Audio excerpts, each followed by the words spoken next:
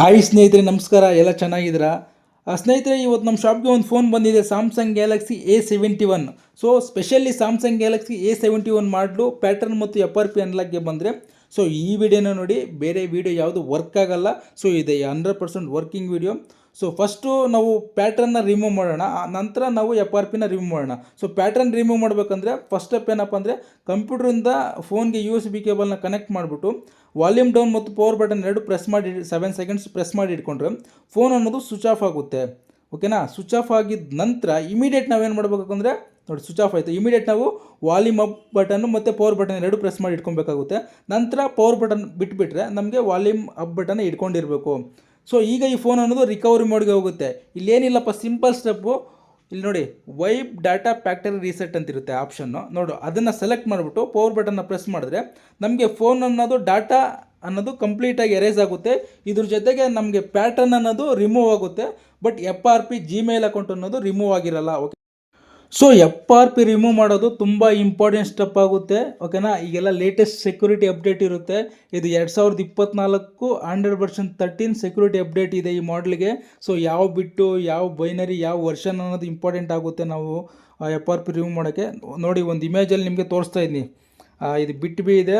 So 2024 ಎರಡನೇ ತಿಂಗಳು update ಇದೆ. ಸೊ ಇದು ಕ್ವಾಲ್ಕಾಮ್ ಚಿಪ್ಸೆಟ್ಟು. ಸೊ ಟೆಸ್ಟ್ ಪಾಯಿಂಟ್ ಇದು ಸ್ಯಾಮ್ಸಂಗ್ A715F ಮಾಡಲ್ಲು. ಓಕೆನಾ? ಇಲ್ಲಿ ನಾವು UMTQC5ರಲ್ಲಿ ಸ್ಯಾಮ್ಸಂಗ್ ಮಾಡಲ್ನ ಬ್ರ್ಯಾಂಡ್ನ ಸೆಲೆಕ್ಟ್ ಮಾಡಿಬಿಟ್ಟು ಮಾಡಲ್ A715F ಬಿಟ್ ಬಿ ಸೆಲೆಕ್ಟ್ ಮಾಡಬೇಕಾಗುತ್ತೆ. ಇದರಲ್ಲಿ ನಾವು ಹುಡುಕಬೇಕಾಗುತ್ತೆ ಎಲ್ಲಿದೆ ಅಂತ. ಓಕೆ, ನೋಡಿ, ಹೇಗೆ ನೋಡಿ 715F ಬಿಟ್ ಬಿ ಮಾಡಲ್, ಇದನ್ನು ಸೆಲೆಕ್ಟ್ ಮಾಡಿಬಿಟ್ಟು ನಂತರ ಫಾರ್ಮ್ಯಾಟ್ ರೀಸೆಟ್ ಆಪ್ಷನಲ್ಲಿ ಇಲ್ಲಿ ನಾವು ರೀಸೆಟ್ FRP ಆಪ್ಷನನ್ನು ಸೆಲೆಕ್ಟ್ ಮಾಡಿಬಿಟ್ಟು ಎಕ್ಸಿಕ್ಯೂಟ್ ಮಾಡಬೇಕಾಗುತ್ತೆ. ಓಕೆನಾ?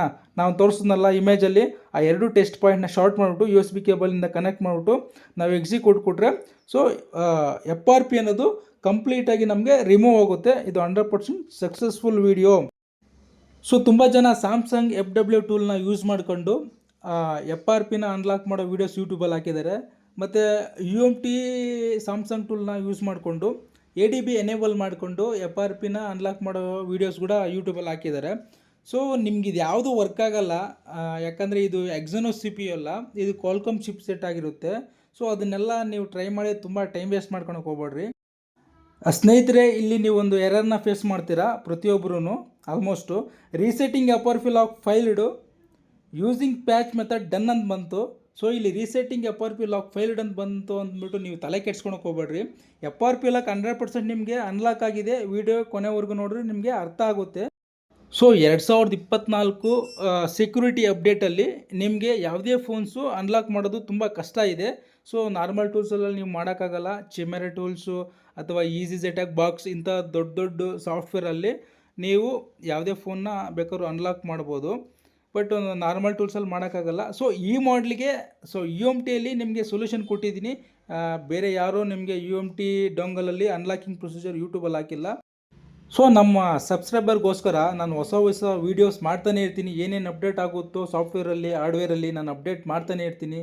ಇದೇ ರೀತಿ ನನ್ನನ್ನು ಸಪೋರ್ಟ್ ಮಾಡಿ. Thanks for watching this video friends.